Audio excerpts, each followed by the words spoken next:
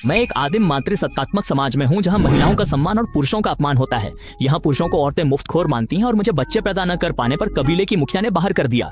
उसका कहना है कि पुरुष सिर्फ फल इकट्ठा कर सकते हैं और वे सबसे निचले दर्जे के हैं। लेकिन जब मैंने बेलों से नदी की ताजा मछली पकड़ी तो सभी औरतों की नजरें बदल गईं। जब वे कच्चे फलों के लिए लड़ रही थीं, मैंने पुरुषों को भुनी मछली खिला दी और ये सब इसलिए हुआ क्योंकि मेरे पास 5000 साल की सभ्यता का ज्ञान है। उस नम गुफा में कबीले की मुखिया नफरत से मुझे देख रही है। ये यान, मेरे कबीले से दफा हो जाओ। वो बीच में एक पत्थर पे बैठी है और उसने जानवरों की खाल पहनी हुई है।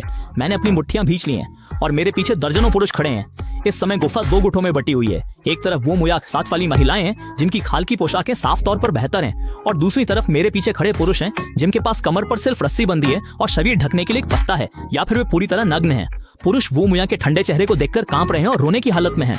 ये यान, हर बार शिकार के समय तुम लोग कोई शिकार नहीं कर पाते। तुम बेकार पुरुषों को ना तो बुनाई आती है और ना ही तुम बच्चे पैदा कर सकते हो। मैंने कहा था कि तुम्हें अभ्यास करने की अनुमति नहीं है, फिर भी 1-2 लोग रोज वहाँ अभ्यास करते रहते हैं जिससे कबीले के खाने में देरी होती है। अगर तुम खाना भी नहीं ला सकते तो तुम्हारा कोई मोल नहीं है, बाहर निकल जाओ। वो मियाँ की आवाज बर्फीली है और आसपास की महिलाएं नफरत भरी नजरों से देख रही हैं और अपमानजनक बातें कह रही हैं। मेरी आंखों में चमक है। मैं इस आदिम युग के कबीले वाले समय में पहुंच गया हूँ। इस दुनिया में महिलाएं ही शासक हैं। मात्र सत्तात्मक कबीले में महिलाएं जीवन दे सकती हैं और खाल की पोशाकें बुन सकती। वे बच्चों का पालन पोषण कर सकती हैं और उन्हें सर्वोच्च माना जाता है, जबकि पुरुष सिर्फ मजबूत शरीर वाले बंदरों जैसे हैं। मैंने अपनी मुट्ठियां कस ली हैं क्योंकि मैं यात्री हूँ, इसलिए मात्र सत्तात्मक समाज की कमियां बेहतर समझता हूँ। न तकनीक है, न हथियार, जीवन पिछड़ा है। 3 दिन में 9 बार भूखा रहना पड़ता है। पेड़ की छाल और फल खाने पड़ते हैं। पक्का मांस सपना है। अगर इस दुनिया के मात्र सत्तात्मक कबीले का कोई फायदा है तो वो यही है कि यहाँ की महिलाएं सुंदर हैं, उनकी त्वचा गोरी है और वे आकर्षक हैं।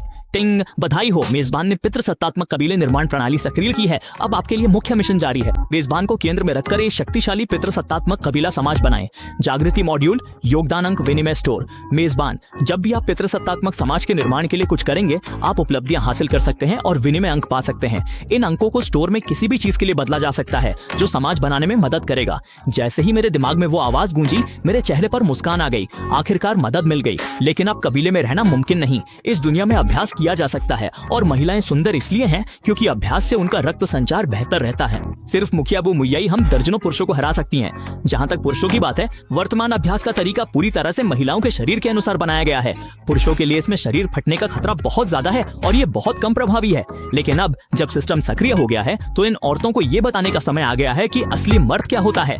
मुखिया, अभी बहुत गर्मी है, बाहर ना तो फल है और ना ही खाने लायक सब्जियां। क्या आप थोड़ी दया दिखा सकती हैं और ये यान को ना निकालें? कम से कम गर्मी कम होने तक इंतजार करें। जैसे ही मैं वो मुया को जवाब देने वाला था, महिलाओं में से मेरी उम्र की करीब 18 साल की एक लड़की, जिसके सिर पर हड्डियों का आभूषण था, घबरा कर बोली। वो चंचल और सुंदर थी। उसकी आंखों में आंसू थे। नहीं, पुरुषों को सजा मिलनी चाहिए, इस पर कोई बात नहीं होगी। वो मुजी, पीछे हटो। वो मुया ने वो मुजी को ऐसे देखा जैसे उसकी आंखों से बर्फ गिर रही हो। मैंने वो मुजी को देखा और मुझे थोड़ा अच्छा लगा। वो मुजी मेरे साथ बढ़ी हुई है। बाकी औरतों के उलट जो मुझे बंदर समझती हैं, वो मुझे भाई जैसा मानती है। जैसे ही वो मुजी कुछ कहने वाली थी, मैंने कहा, बस बहुत हुआ।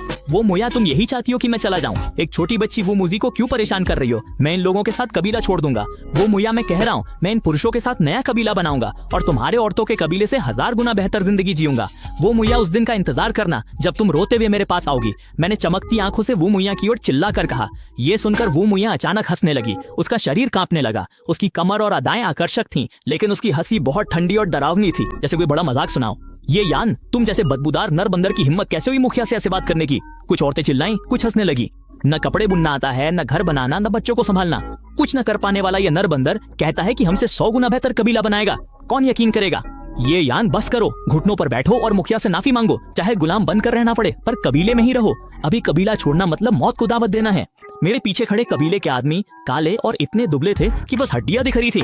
वे आहें भरते हुए मेरा हाथ खींचने लगे। उन्हें मेरी बातों पे यकीन नहीं था। उनकी नजरों में वे बस बेकार मर्द थे जिन्हें औरतें जब चाहे निकाल दें। चलो, ये औरतें नहीं समझेंगी। अब से तुम सब मेरी बात मानोगे। मैं, ये यान, तुम्हें ऐश की जिंदगी दूंगा। कौन मेरे साथ चलेगा? मैंने हाथ हिलाया और उन दुबले पतले आदमियों को देखा। किसी ने नहीं सुना। सबको लगा मैं पागल हूँ। वे सब वो मुया के आगे गिरकर गिड़गिड़ाने लगे। चाहे जैसा भी सुलूक हो, वे कबीले में रहना चाहते थे। बस 3 लोग थे जो और जलील नहीं होना चाहते थे। 2 बूढ़े और एक मेरी उम्र का लड़का गुफा से बाहर आए। वे मेरे पास आकर खड़े हो गए। बाहर भूखे प्यासे मरना मंजूर था, पर अब और गुलामी नहीं। वे इसलिए नहीं आए कि उन्हें मुझ पर भरोसा था, बल्कि वो मुया की बेरुखी से वे नाराज थे। बाकी लोग उन्हें दया भरी नजरों से देख रहे थे। इस वक्त कबीला छोड़ना ये तो खुदकुशी है।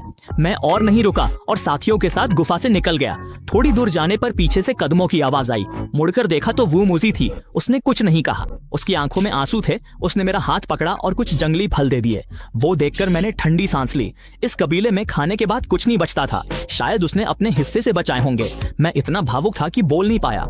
ये यान, अभी थोड़ा सब्र करो, मैं और फल लाऊंगी। वो मुझे दुखी होकर देख रही थी। मैंने उसके सिर पर हाथ फेरा और मुस्कुराया। चिंता मत करो, मैं वापस आऊंगा। वो मुझी का चेहरा ऐसा था जैसे वो रो देगी। पागल ये यान भाई, तुम कर सकते हो, मैं चलती हूँ, अलविदा। वो सिसकते हुए अपने आंसू पोंछकर चली गई। उसे जाते देखना मुस्कुराया। वो मुझी को मुझ पर इतना भरोसा है तो मैं उसे निराश नहीं कर सकता। जब मैंने दूर देखा तो मैं दंग रह गया। अरे बाप रे, कबीले से बाहर निकलना मतलब मौत। यहाँ तो खजाना बिखरा पड़ा है। सामने हट्टे कट्टे बारहसिंगों का झुंड था। शहद से लदे बड़े बड़े छत्ते थे और ऊंचे पेड़ों पर रसीले फल लटके थे।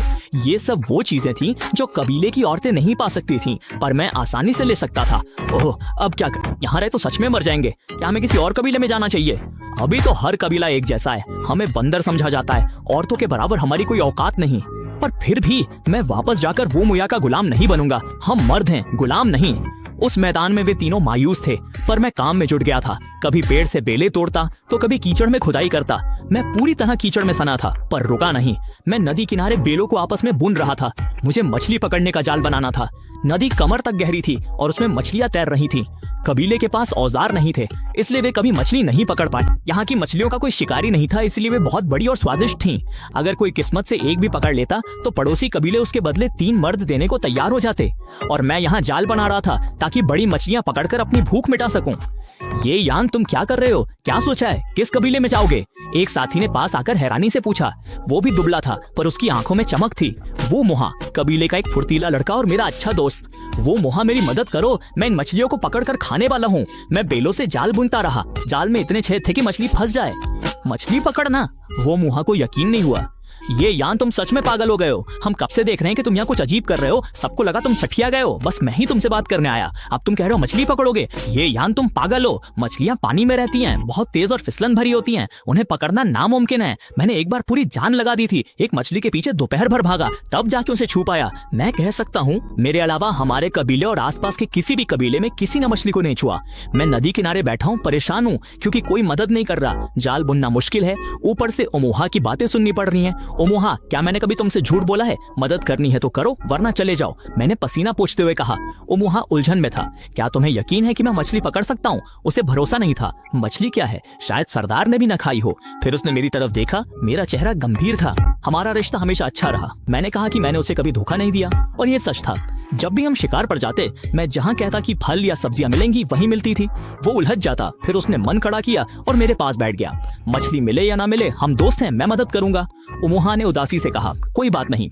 मैंने जवाब नहीं दिया। बेल का सिरा उसे पकड़ा दिया और खुद जाल बुनने लगा। आसमान पीला हो रहा था, समय कम था। ओमोहा की मदद से जाल जल्दी बनने लगा। पास खड़े कबीले के मर्द हमें देख रहे थे। ये यान पागल हो गया है, क्या बना रहा है? इन बेलों को बुनने का क्या फायदा? इसमें इतने छेद हैं, क्या ये बस ताकत बर्बाद कर रहा है? उन्हें लगा मैं कबीले से निकाले जाने की बात नहीं झेल पाया और पागल हो गया हूँ। उन्हें क्या पता, मैं पहले से बेहतर महसूस कर रहा हूँ। सूरज ढला तो जाल तैयार था। मैंने खुशी से चीख मारी। 2 आदमी जितना ऊंचा चौड़ा चौकोर जाल मेरे सामने था। चारों कोनों पर भारी पत्थर बंधे थे, बीच में बेलें पिरोई थीं। बस इसे नदी में फेंकना था। पत्थर बैठते ही बीच की बेल खींचकर जाल समेट सकते थे। मैंने जाल ठोक कर देखा, ये मजबूत था, कम से कम 50 बार चल जाएगा। लो, हो गया। मुझे लगा पता नहीं क्या बना रहे हो, इतनी देर से बुन रहे थे और बनाया क्या? सोने की चटाई? ओमोहा हैरानी से देख रहा था जिसे मैं जाल कह रहा था। उसे समझ नहीं आ रहा था कि इसका क्या काम है। जल्दी क्या है, देखते रहो। मैंने मुस्कुराकर जाल समेटा, उसे गोद में लिया और नदी किनारे गया। फिर अचानक पानी में फेंक दिया। पत्थरों के वजन से जाल खुल गया और बुलबुले छोड़ता नीचे बैठ गया। मैं किनारे खड़ा रहा, हाथ में जाल की बेल पकड़े। तभी पास से आवाज आई, तुम ये क्या कर रहे हो? इतनी मेहनत से बनाई चटाई को पानी में क्यों फेंक दिया? ओमोहा ने देखा और गुस्से में चिल्लाया, ये यान, तुम सच में पागल हो गए हो, एकदम सन की। मुझे तुम्हारी मदद ही नहीं करनी चाहिए थी। ओमोहा ने जाल को डूबते देखा और पानी से निकलते बुलबुले देखकर उसका चेहरा उतर गया। इतनी मेहनत की और तुमने उसे नदी में फेंक दिया, कम से कम सोने के काम तो आती। अब बक बंद करो और जल्दी से यहाँ आकर मदद करो। मेरा दिमाग खराब हो रहा था। मैं बेल को खींच रहा था, जाल नीचे बैठ चुका था और उसके वजन से लग रहा था कि कुछ फंसा है। ये यान, मुझे तुमसे नफरत है। ओमोहा बुदबुदाते हुए रस्सी खींचने में मदद करने आया। उसने मदद का वादा किया था तो उसे अंत तक साथ देना ही था।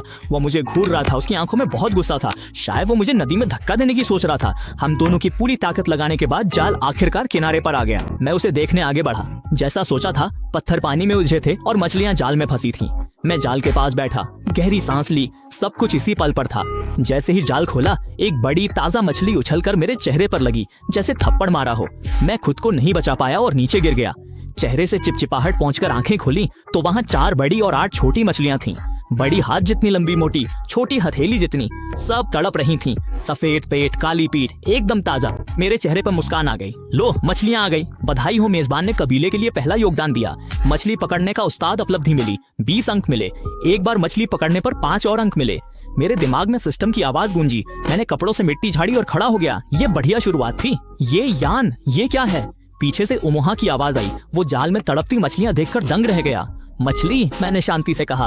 अरे, मछलियां तो पानी में होती हैं, ये किनारे पर कैसे आ गईं? उमोहा ने हैरानी में सिर खुजलाया। उसका दिमाग काम नहीं कर रहा था, जाहिर है, क्योंकि मैंने उन्हें पकड़ा है। लेकिन तुमने कैसे पकड़ा? इससे। मैंने जाल की तरफ इशारा किया। इस चटाई से। इसे जाल कहते हैं। तुमने इससे मछलियां पकड़ी? मैं चुप रहा। ओमोहा ने कभी मछलियां किनारे पर नहीं देखी थी। उसका छोटा दिमाग सुन था। मैंने जाल से एक बड़ी मछली निकालकर उसकी तरफ फेंकी ताकि उसे यकीन हो जाए कि मछली पकड़ना सपना नहीं, हकीकत है। ओमोहा ने मछली पकड़ ली और सीने से लगा ली। वो अब भी हैरान था जब तक मछली की चिपचिपाहट उसकी त्वचा पर नहीं लगी। जब उसकी बाहों में पकड़ी चीज जोर से छटपटाई, उसे वही एहसास हुआ जैसे उस मछली के साथ हुआ था जिसे पकड़ने में उसने दोपहर भर मेहनत की थी। ओमोहा खुशी से चिल्लाया, सच में मछली पकड़ ली, ये मछली है। उसने यान से कहा, तुम सच निकले, तुम जीनियस हो। ओमोहा इधर उधर दौड़ते हुए बोला, मैं जीनियस हूँ। उसकी आवाज दूर बैठे कबीले के पुरुषों तक पहुंची। किसी ने कहा, एक और पागल हो गया। ओमोहा तो समझदार था। यान के साथ मिलते ही पागल कैसे हो गया? क्या यान का पागलपन फैलता है? दोनों एक दूसरे को देखने लगे, लेकिन एक ने आंखें सिकोड़कर हमारी तरफ देखा। ओमोहा और ये यान नदी किनारे कुछ कर रहे हैं, क्या वो मछली है? ये सुनते ही दूसरे ने थूक निकला। उन्हें रोज महिलाओं से कम खाना मिलता था और जंगली फल इकट्ठा करने, सब्जियां तोड़ने जैसे काम करने पड़ते थे। अब जब बाहर निकाल दिए गए थे तो आधे दिन से कुछ नहीं खाया था। मछली सुनते ही मुंह में पानी आ गया। मजाक मत करो, मछली बहुत दुर्लभ है। हमारे कबीलों के सरदारों को भी शायद ही कभी मिलती है। मर्दों की बात करें, हमने तो इसे देखा भी नहीं। मैंने जितने लोगों को देखा उनमें कोई मछली पकड़ना नहीं जानता। तुम्हें लगता है ये यान पकड़ सकता है? उस आदमी ने खुद का मजाक उड़ाते हुए कहा। और अगर मान भी लें, भले वो मछली ना हो या उन्होंने सच में कुछ खाना ढूंढ लिया हो, हमने उनकी मदद नहीं की तो उनका खाना खाना सही नहीं। दूसरे आदमी ने कहा, सही है, अगर उन्होंने कुछ पकड़ा है और देना चाहें तो ठीक है, पर हमने मदद नहीं की तो हम उनका खाना कैसे खा सकते हैं? जब वे दोनों रात बिताने के लिए सूखी टहनियां और घास ढूंढने का अफसोस कर रहे थे, तभी दूर से एक साया कुछ हाथ में लिए आता दिखा।